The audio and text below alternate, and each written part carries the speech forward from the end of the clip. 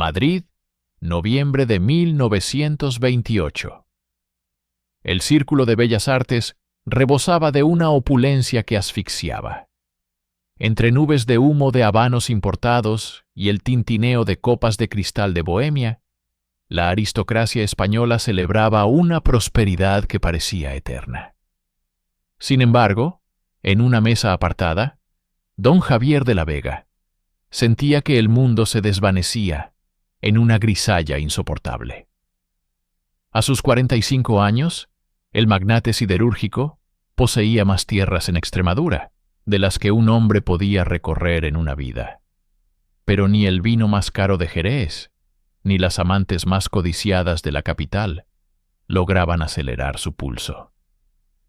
¿Otra vez aburrido, Javier?, preguntó un conde cercano, ajustándose el monóculo mientras observaba cómo de la Vega jugueteaba con un cuchillo de plata. Javier no respondió. Observó el filo del metal reflejando la luz de las arañas de cristal. Sentía un vacío voraz, un hambre que no era de comida, sino de poder real sobre la vida y la muerte.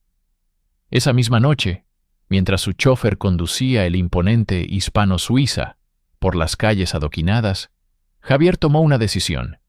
Si el mundo ya no podía ofrecerle emoción, él la crearía bajo sus propias reglas. Días después, en los límites de su finca La Jara, el aire de la sierra soplaba cortante. No era una cacería ordinaria. No buscaba ciervos ni jabalíes. Entre los matorrales de Jara y las encinas centenarias, algo brilló bajo la luz de la luna. Una bota de cuero tosco, desgastada y embarrada, que no pertenecía a ninguno de sus monteros. Javier la recogió con un guante de piel fina, sintiendo una descarga eléctrica recorrerle la columna. Era el primer rastro de su nuevo juego. Un joven jornalero, atraído por una falsa promesa de trabajo en las minas de la familia, corría ahora desesperado por los riscos, creyendo que el bosque era su refugio, sin saber que era el tablero de ajedrez de un hombre que había decidido jugar a ser Dios. Javier alzó su rifle de precisión, fabricado en Londres bajo pedido especial, y sonrió. Por primera vez en años, se sentía vivo. Don Javier de la Vega no era un hombre al que se pudiera cuestionar. En el Madrid de 1928, su apellido abría las puertas del Palacio Real y silenciaba las redacciones de los periódicos con una sola llamada. Era la personificación del progreso industrial. Alto, de facciones afiladas como el acero que producía, y con unos ojos de un azul gélido que rara vez parpadeaban. Sin embargo, su verdadera esencia no residía en sus oficinas de la calle Alcalá, sino en las 6.000 hectáreas de La Jara, su feudo personal en la indómita Extremadura. El Cortijo era una fortaleza de piedra blanca y teja árabe, rodeada por un mar de encinas y alcornoques. Allí, las leyes de la República o de la dictadura no cruzaban la verja de hierro forjado. Javier había transformado la propiedad en un monumento a su propio ego.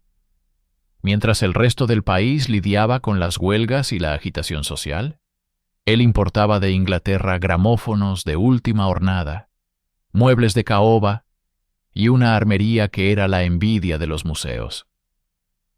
«Señor, el joven que llegó ayer de Sevilla está listo», informó su capataz, un hombre de rostro curtido llamado Braulio, que guardaba los secretos de su amo con la fidelidad de un perro de presa. Cree que hoy comenzará su formación como guardabosques. Javier asintió mientras apuraba un café servido en una taza de porcelana de Talavera. Braulio era el único que conocía el pasatiempo del señor. No por lealtad ideológica, sino porque Javier pagaba su silencio con fajos de billetes que el capataz nunca podría gastar en 10 vidas. Juntos habían diseñado un sistema perfecto. Buscaban a hombres sin familia, desposeídos, sombras que nadie echaría de menos en un país que se movía demasiado rápido. Aquella tarde, Javier caminó por la galería superior de su casa, donde las cabezas de ciervos y linces lo observaban con ojos de vidrio. Se sentía superior a ellos. El dinero le había dado todo lo que el mundo material ofrecía, pero solo la casa humana le devolvía la sensación de ser un depredador absoluto. En su despacho, sobre un escritorio de roble, reposaba un cuaderno encuadernado en cuero de Córdoba. En él, Javier anotaba con caligrafía impecable la fecha, el nombre de la presa y el tiempo que tardaba en cobrar la pieza. Para Javier de la Vega, la moral era una invención para los débiles. Él se consideraba un esteta de la violencia. Antes de salir, se miró en el espejo, ajustándose el cuello de su chaqueta de tweed. Sabía que afuera, en la penumbra de las dehesas, un hombre joven estaba a punto de descubrir que la oferta de trabajo era, en realidad, una condena a muerte. El dueño de la jara bajó las escaleras, el sonido de sus botas de montar resonando en el mármol, listo para inspeccionar su propiedad antes de que comenzara la verdadera diversión. El sol se ocultaba tras las lomas de granito, tiñendo la dehesa de un rojo violento. Mateo, un muchacho de apenas 20 años, con las manos endurecidas por el campo sevillano, esperaba junto a una vieja encina. Braulio le había entregado un mapa rudimentario y un bulto con algo de pan y queso. «Es una prueba», le había dicho con una sonrisa torcida. «Cruza el arroyo de las víboras y llega al viejo molino antes de la medianoche. Si lo logras, el puesto de guardabosques es tuyo».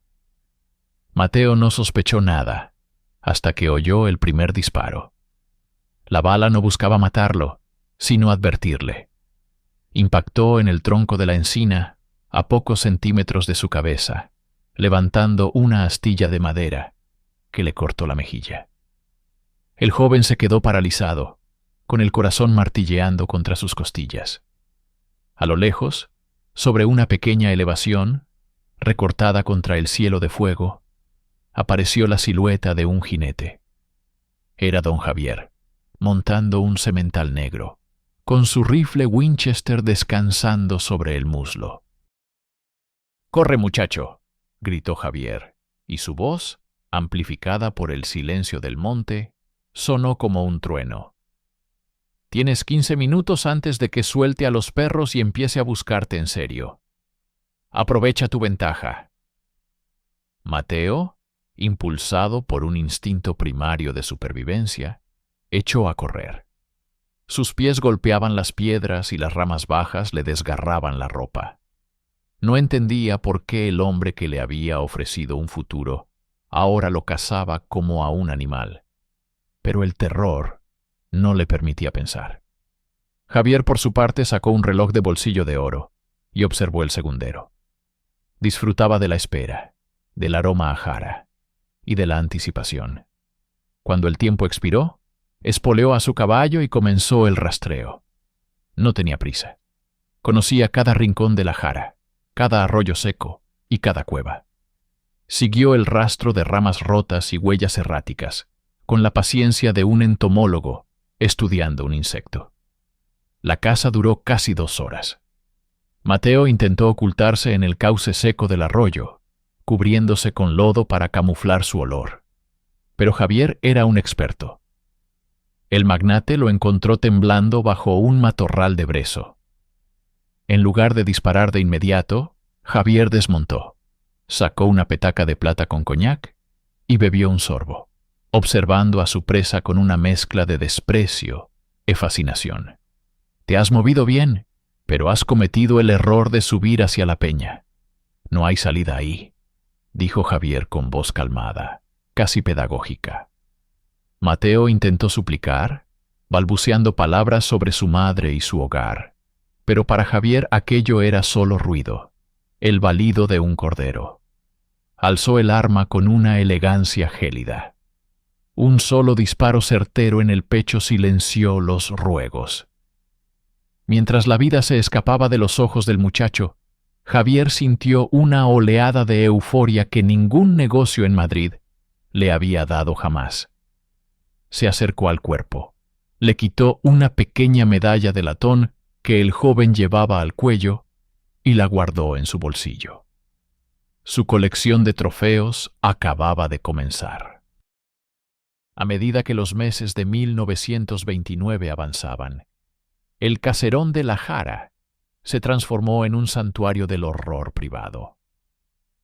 Don Javier de la Vega ya no cazaba solo por el impulso del aburrimiento. Ahora era un coleccionista minucioso. Tras la muerte de Mateo, vinieron 3 más. Un antiguo soldado que buscaba refugio tras la guerra de Marruecos, un joven anarquista que huía de la policía en Barcelona y un campesino errante de Badajoz. Para el mundo, eran simplemente hombres que el polvo de los caminos de España se había tragado. Para Javier, eran piezas de una exposición que solo él podía contemplar.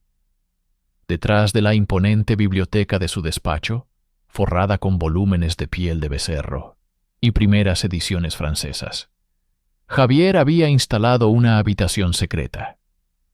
No había ventanas, solo la luz amarillenta de unas lámparas de gas que proyectaban sombras alargadas sobre las paredes de piedra. Allí, en vitrinas de cristal y madera de nogal, reposaban sus trofeos. No eran cabezas disecadas. Javier prefería la esencia de la identidad robada. En un estante descansaba el reloj de bolsillo de plata del soldado, detenido para siempre en la hora de su muerte. Al lado, la gorra de lana del anarquista y la medalla de latón de Mateo. Lo más perturbador era una serie de fotografías que Javier tomaba con su cámara Leica, una joya tecnológica de la época. En ellas, captaba el último instante de terror en los ojos de sus presas, antes de que el Winchester silenciara sus vidas. «Es una cuestión de estética, Braulio», le decía Javier a su capataz, mientras limpiaba con un paño de seda el cristal de una vitrina. Un animal muere y se olvida, pero un hombre deja tras de sí una historia. Al matarlos, yo me convierto en el dueño de esas historias. Braulio, de pie junto a la puerta, apenas se atrevía a mirar.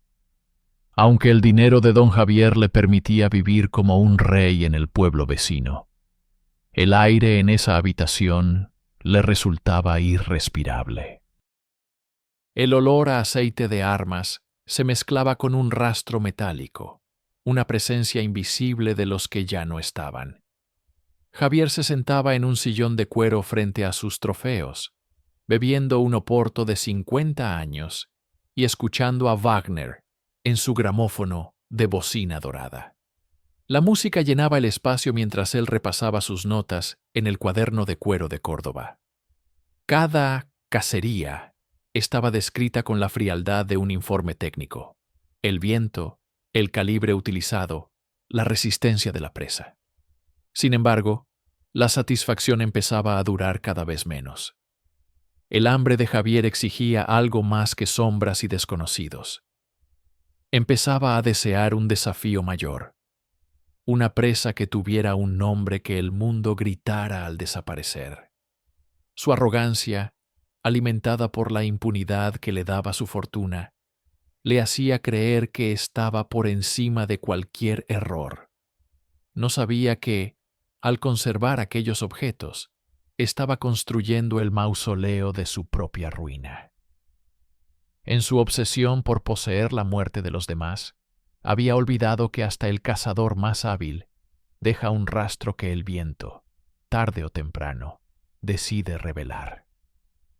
La arrogancia de Javier de la Vega alcanzó su punto álgido en el otoño de 1929. El magnate ya no sentía el mismo placer con los desposeídos. Necesitaba una presa con linaje, alguien cuya desaparición causara un eco en los salones que él mismo frecuentaba. Su error no fue la falta de técnica, sino el desprecio absoluto por los lazos de sangre ajenos. En una de sus visitas a Madrid, Javier conoció en una recepción benéfica a un joven llamado Julián, un aspirante a periodista que buscaba una gran historia para el diario El Sol. Julián era el hermano menor de Elena de Valois, la modista más prestigiosa de la alta sociedad madrileña, una mujer cuyas manos vestían a las duquesas y cuya influencia llegaba hasta el propio Palacio de Oriente. Si busca una historia sobre la modernización de las dehesas, venga a la Jara, joven, dijo Javier, mientras servía una copa de Jerez. Le mostraré cómo la industria y la naturaleza pueden coexistir. Julián, emocionado por la invitación de un hombre tan poderoso, llegó al cortijo un martes lluvioso. No hubo mapas rudimentarios ni juegos de guardabosques. Javier lo llevó a cenar, compartieron un faisán y hablaron de poesía. Sin embargo, al amanecer, el periodista despertó en el linde de la propiedad, descalzo y solo con una pluma estilográfica en el bolsillo. La cacería fue la más larga que Javier recordaba. Julián, dotado de una inteligencia que las presas anteriores no tenían, usó la orografía del terreno para esconderse durante 2 días.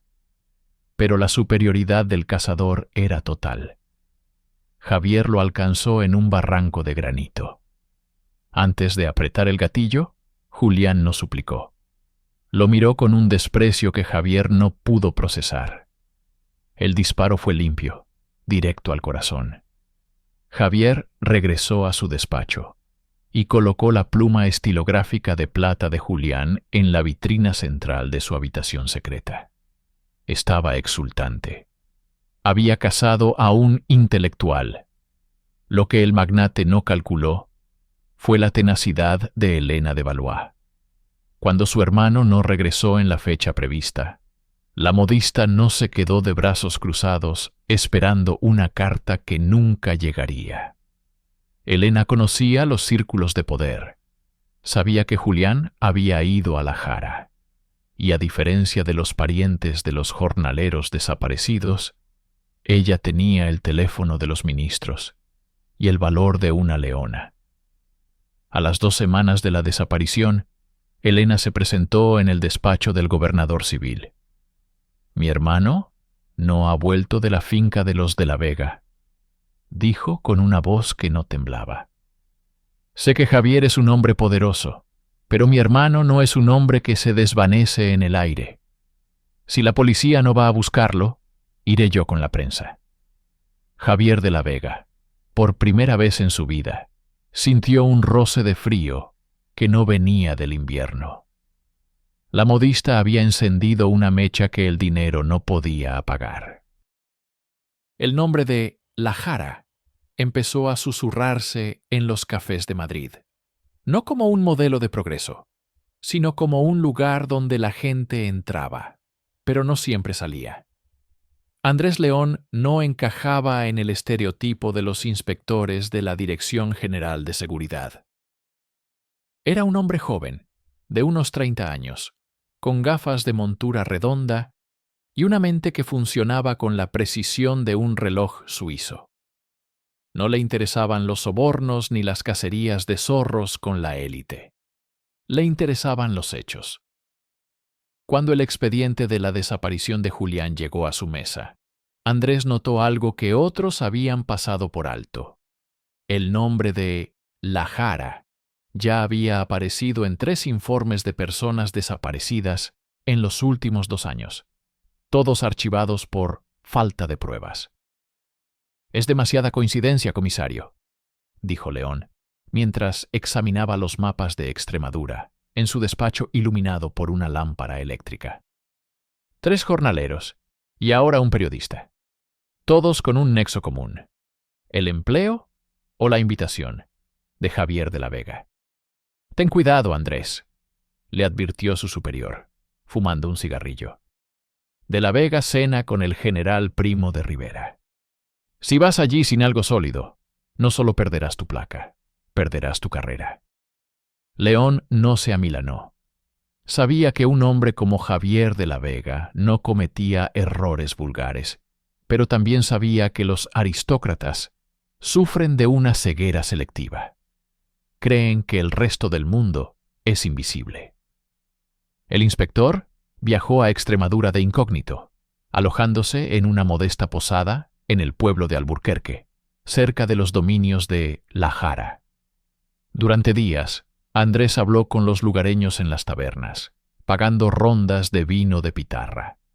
Allí, el miedo tenía nombre propio. Los campesinos hablaban en susurros de los viajes sin retorno al cortijo de don Javier y de Braulio, el capataz que siempre buscaba hombres fuertes que nunca más eran vistos. León empezó a trazar un patrón geográfico de las desapariciones. Todas ocurrían cerca de los límites de la propiedad, en zonas de difícil acceso. Una noche, mientras patrullaba los alrededores de la finca en su motocicleta, Andrés encontró algo que le heló la sangre. En una cuneta, medio oculta por el barro y la maleza, brillaba una pequeña chapa de metal. Al limpiarla, descubrió que era una placa de identificación de un soldado de la Guerra de Marruecos. Era el rastro de una de las piezas olvidadas de Javier. Andrés León regresó a su posada y sacó su cuaderno de notas. Ya no era solo la desaparición de un periodista. Era el rastro de un depredador sistemático. El inspector comprendió que no se enfrentaba a un criminal común, sino a un hombre que usaba sus tierras como un tablero de muerte. Sabía que para atraparlo necesitaba entrar en el corazón de La Jara, pero no como invitado, sino como el cazador que acecha al lobo en su propia madrigueras. El juego de ajedrez había comenzado, y León acababa de mover su primera pieza. El invierno de 1929 se instaló en Extremadura con una crudeza inusual. Don Javier de la Vega, ajeno a los movimientos del inspector León, pasaba las tardes en su salón de techos altos, frente a una chimenea de mármol que devoraba troncos de encina. Su confianza era absoluta. Para él, la modista Elena de Valois no era más que una molestia pasajera que el tiempo y su influencia terminarían por silenciar. Sin embargo, el destino tiene una forma irónica de manifestarse a través de los objetos más pequeños. Andrés León, tras encontrar el jetón del soldado, decidió arriesgarlo todo. No podía solicitar una orden de registro basada en un pedazo de metal encontrado en una cuneta, así que optó por una táctica más sutil. Aprovechando una avería simulada en su motocicleta, se presentó en la puerta principal de La Jara, al anochecer. «Lo siento, señor», le dijo a Braulio, que lo recibió con la escopeta al hombro y una mirada de sospecha. «Se me ha roto la cadena, y el pueblo más cercano está a 3 horas a pie. ¿Podría pasar la noche en algún cobertizo?» Braulio, siguiendo las órdenes de Javier de no dejar entrar a nadie, estuvo a punto de echarlo, pero Javier, que observaba desde el balcón superior con una copa de brandy en la mano, sintió un repentino interés. La figura del forastero, joven y con gafas, le pareció una distracción interesante para una noche de tormenta. «Déjalo pasar, Braulio», gritó Javier, «que cene con el servicio y que duerma en el pajar». León pasó la noche con los ojos abiertos, escuchando el crujir de la madera y el aullido del viento. Al alba, mientras el cortijo aún dormía bajo una neblina densa, el inspector salió del pajar. No buscaba una confesión, buscaba un error. Caminó hacia la zona de las perreras, y junto a un muro de piedra seca, algo llamó su atención bajo una pila de estiércol y restos de caza. Al remover la tierra con la punta de su bota, Andrés encontró un objeto que no debería estar allí. Un anillo de oro con un sello nobiliario, manchado de sangre seca y barro. Pero no era el anillo lo que lo estremeció, sino el hecho de que todavía estaba sujeto a la falange de un dedo humano que el tiempo no había terminado de descomponer. Javier, en su arrogancia, había dejado que los perros jugaran con los restos de su última cacería antes de enterrarlos definitivamente. Andrés León guardó el macabro hallazgo en un pañuelo de seda y abandonó la finca antes de que Braulio despertara. Ya no era una suposición. Tenía el corpus delicti, pero necesitaba algo más. Necesitaba vincular ese resto humano directamente con la habitación de trofeos que los rumores mencionaban. De regreso en Madrid, León se reunió con Elena de Valois en secreto. Al ver el anillo, la mujer palideció y se desmayó. Era el anillo de Julián, una joya de familia que nunca se quitaba. «Ahora tenemos el cebo», dijo León, con una frialdad que asustó a la modista. «Pero para capturar a De la Vega, no podemos ir con un arresto común. Tenemos que asaltar su fortaleza y encontrar el lugar donde guarda las almas de sus víctimas. Si esperamos, los ministros lo protegerán. Tenemos que golpear rápido, antes de que el lobo se dé cuenta de que el rastro de sangre llega hasta su propia cama». El 14 de diciembre de 1929, antes de que el primer rayo de sol rompiera el horizonte de Extremadura, el silencio de La Jara fue destruido. Andrés León no había solicitado permiso a sus superiores en Madrid. Sabía que la red de influencias de Javier de la Vega detendría cualquier orden oficial. En su lugar, había reunido a un grupo de 10 guardias de asalto de absoluta confianza, hombres que no debían nada a los apellidos ilustres. 3 camiones militares detuvieron su marcha frente a la verja de hierro.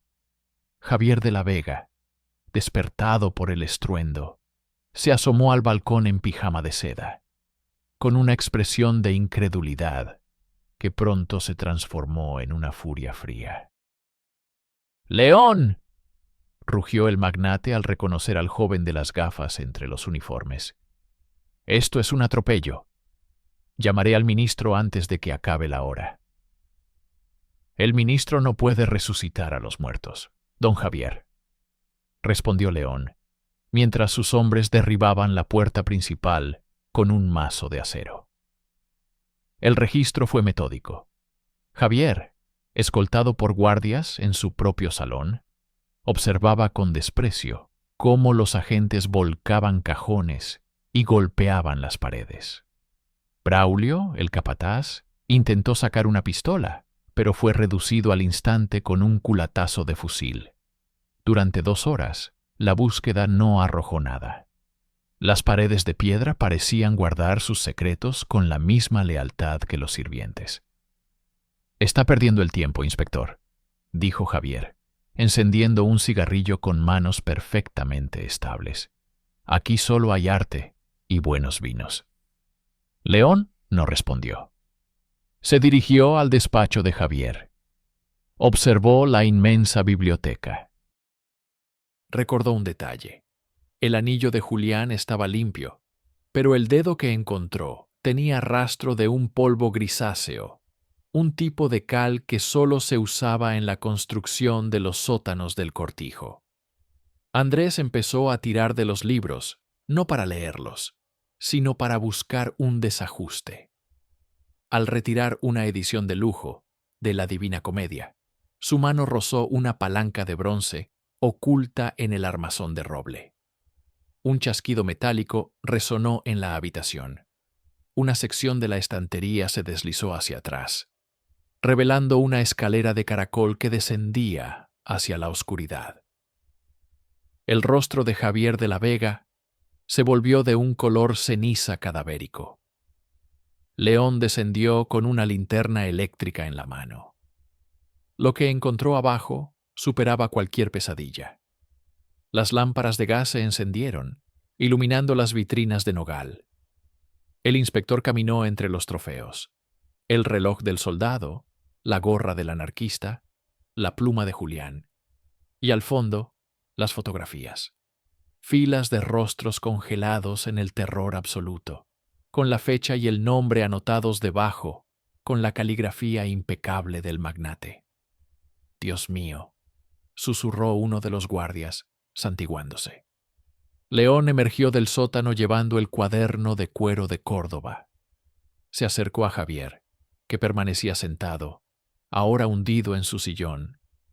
«Se acabó el juego, cazador», dijo León, arrojando el cuaderno sobre la mesa de mármol. «No solo hemos encontrado sus trofeos, hemos encontrado su confesión escrita. En este país hay leyes, incluso para hombres como usted». Javier de la Vega no dijo nada. Miró sus manos, las manos que habían manejado hilos de acero y vidas humanas, y por primera vez comprendió que el muro de dinero que lo protegía acababa de derrumbarse por completo. El invierno de 1930 trajo a Madrid un frío que calaba hasta los huesos, pero nada comparado con el gélido silencio que se apoderó de la sala del Palacio de Justicia, cuando don Javier de la Vega entró esposado.